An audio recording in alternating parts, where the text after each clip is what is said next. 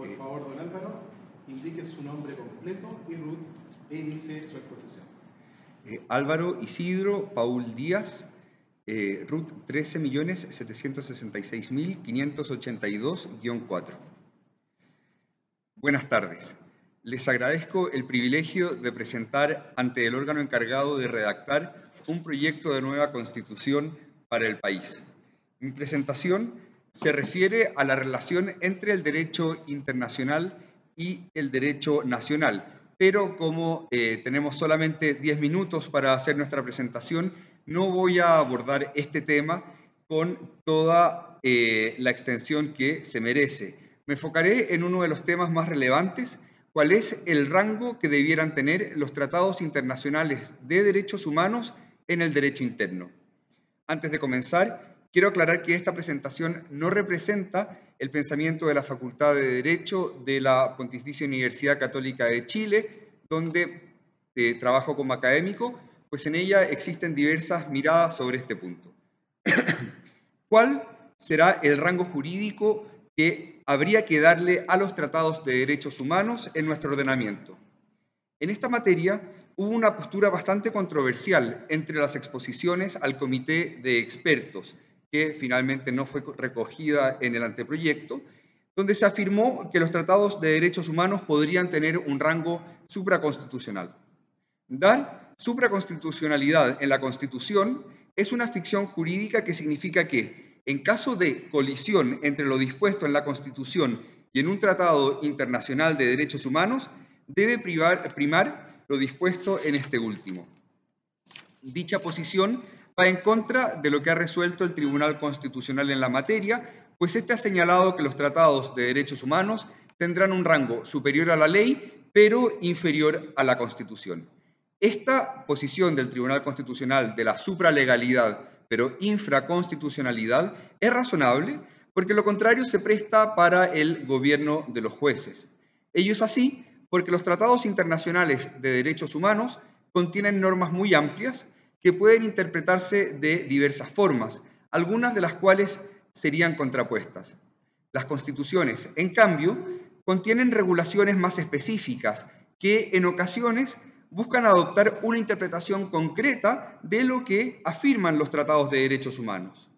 Si se les da a los tratados de derechos humanos un rango superior a la Constitución, los jueces pueden tratar de imponer sus propias convicciones pasando por la voluntad del constituyente originario y del constituyente derivado, cual es el Congreso, al que los ciudadanos, por las vías democráticas, le han encargado la función de dictar normas.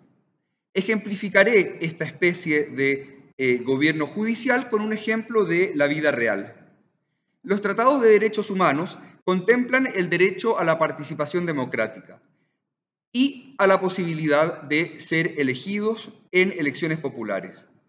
Los tratados de derechos humanos también suelen tener normas que buscan consagrar, en mayor o menor medida, la democracia. Como un modo de conciliar ambos derechos, las constituciones suelen establecer un límite a la posibilidad de la reelección presidencial, pues lo contrario se presta para la instalación de gobiernos autoritarios que busquen enraizarse en el poder. Pues bien, el Tribunal Constitucional boliviano, pasando por encima de la voluntad popular manifestada en la Constitución de dicho Estado, definió que el presidente Evo Morales, en virtud del derecho a la participación en procesos eleccionarios, tenía el derecho a presentarse a reelecciones indefinidamente, con las negativas consecuencias que todos conocemos. Esto es claramente una vulneración constitucional y una muestra del poder que tiene el gobierno de los jueces.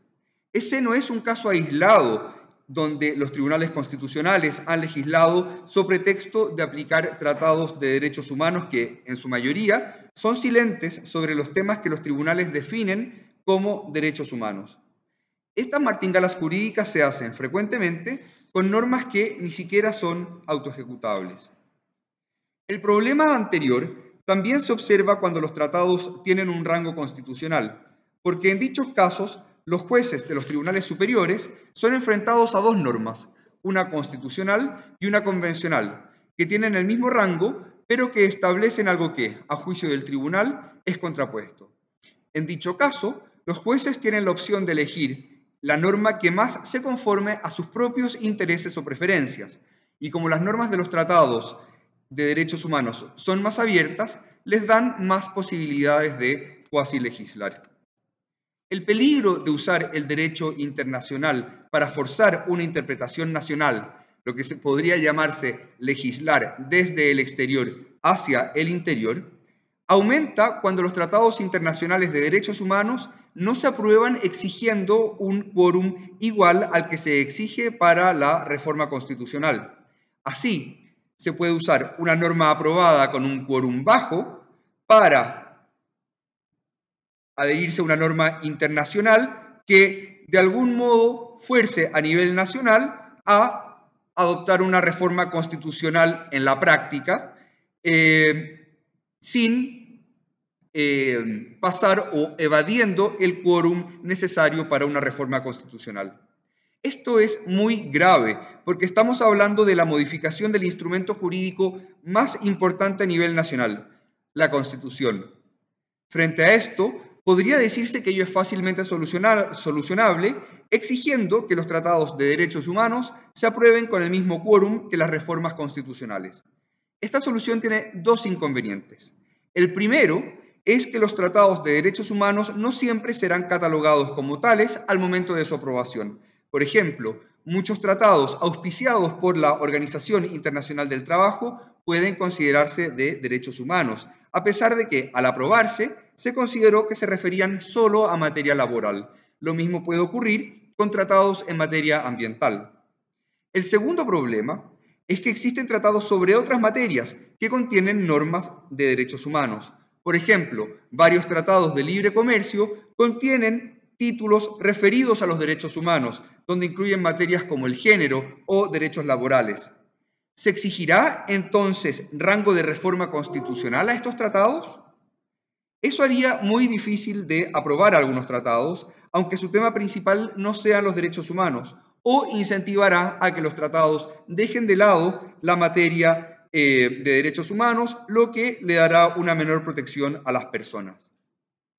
En caso de leyes nacionales que incluyen materias de distinto quórum, este problema no se produce porque es posible separar las normas y decir que se aprobarán las normas referidas a un tema constitucional o un tema que requiere un quórum especial con un quórum especial y las demás normas de la ley con un quórum ordinario. Sin embargo, no es posible hacer eso con los tratados internacionales, ya que un tratado internacional debe aprobarse como un todo, de modo que si se cae una de sus normas, no será posible aprobar el tratado.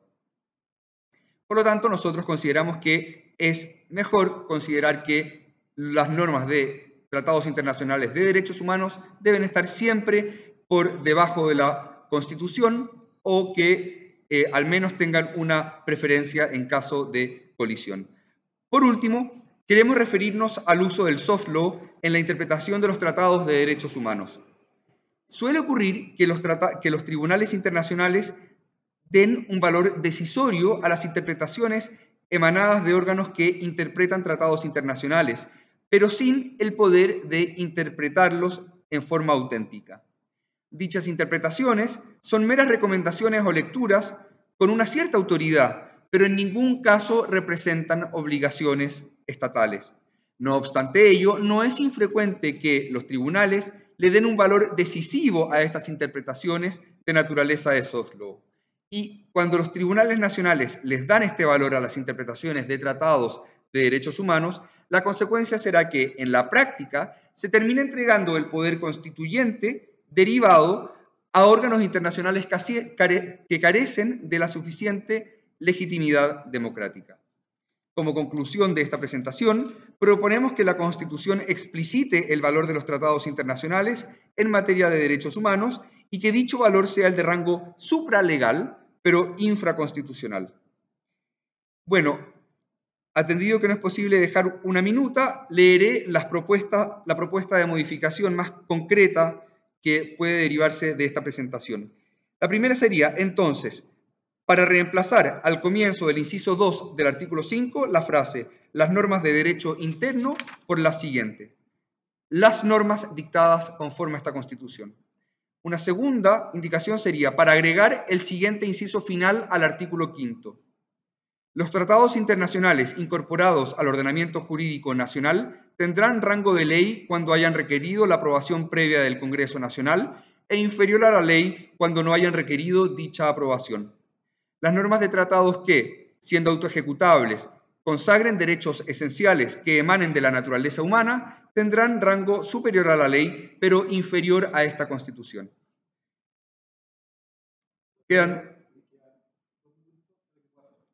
Muchas gracias. Con eso me sobra. Para agregar el siguiente número a continuación del número 2 del artículo 61A, ajustando la numeración de los incisos siguientes.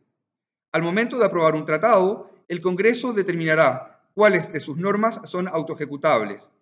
Para que tengan dicho efecto, el presidente de la República deberá dejar constancia de ello en el decreto promulgatorio del tratado. Y, por último, para agregar al final del inciso segundo del artículo 153 la siguiente oración: los tribunales nacionales podrán usar instrumentos internacionales no vinculantes exclusivamente para interpretar el derecho vigente, siempre y cuando no contradigan la legislación nacional u otras normas internacionales y no creen nuevos derechos en materias que el legislador no ha regulado. Como pueden ver, esas propuestas de reformas están más o menos relacionadas en mayor o menor medida con lo que acabamos de presentar, y agradezco entonces nuevamente haber tenido la oportunidad de presentar en esta instancia.